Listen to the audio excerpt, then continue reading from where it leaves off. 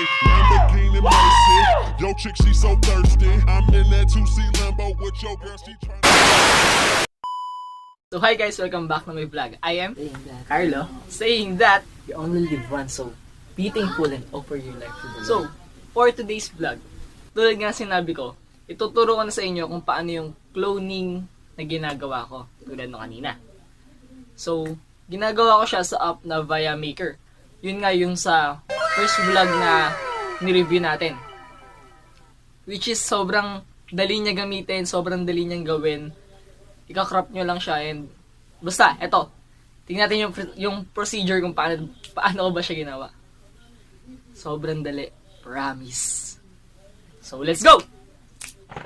So, first, kailangan mo na yung dalawang video na pagkasamahin mo. First one, yung nasa left, and yung nasa right naman.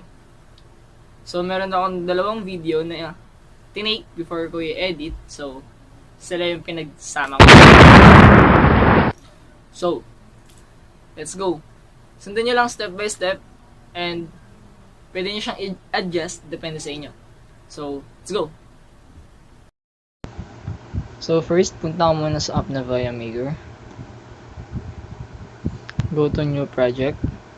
Yun, hanapin mo yung video na i-edit mo. Punta ko na sa first video. Tapos, i-play mo siya. Hanapin mo kung saan mo siya i-stop.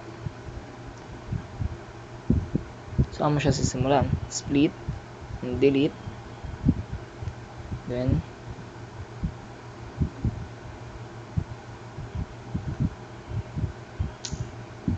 make sure na nasa timing yung mga ikakat mo. For example, yan yung sa akin.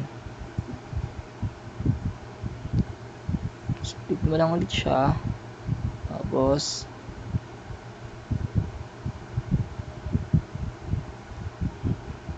hanapin mo ulit yung part na gusto mong idugtong. Then, panoorin mo.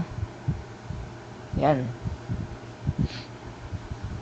Tapos, sa double. Before mag-fall yung gamit, kung siya nga hayaang ma-fall ng himula na masamang salon. Tulad na ginawa sa'yo ng crush mo.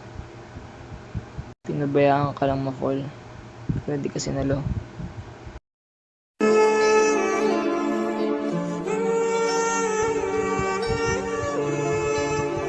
Then cut ulit.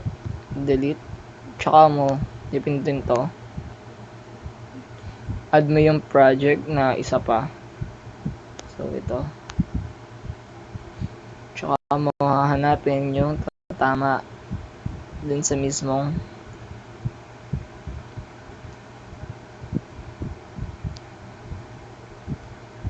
pagbagsak nung shirt. Tapos i-click mo to, then go to transform, crop. Tingin mo siya sa gitna. Then i-presto mo siya na maayos. Kailangan sakto lang yung pagkakalagay mo kasi para hindi halata yung ate. Sorry, 20% na lang ako.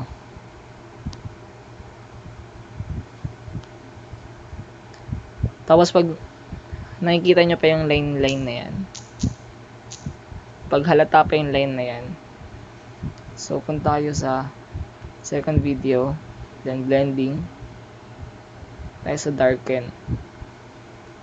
So hindi na halata yung line. Huwag mo ng konti para hindi siya. Yan. Tapos play mo ulit. Yan. So yun, nakuha mo na kung paano mo siya dinouble. So, mag-add ka na lang. Ikaw na lang bahala mag-add. Huwag mo siyang papaabutin hanggang dun sa last video mo. Ikaw na bahala mag-cut kung saan mo siya ikakat. So,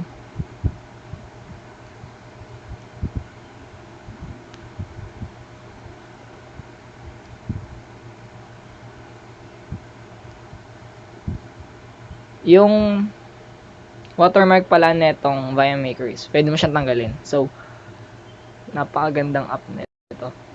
So, ito yung kinalabasan.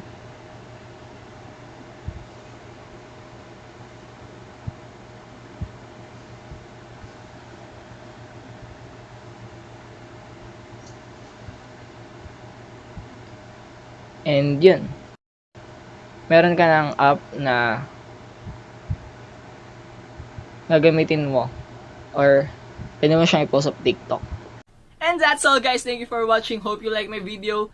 And please leave a comment kung nakatulong ba sa'yo tong video na to or hindi. At kung hindi, bakit? Para ma-improve pa natin yung mga dadating nating videos.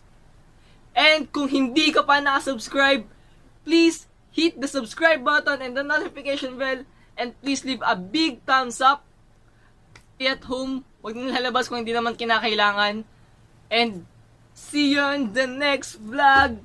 And please, wag kang aalis. Diyan ka lang sa channel ko. So, yun lang guys. Thank you for watching. Okay,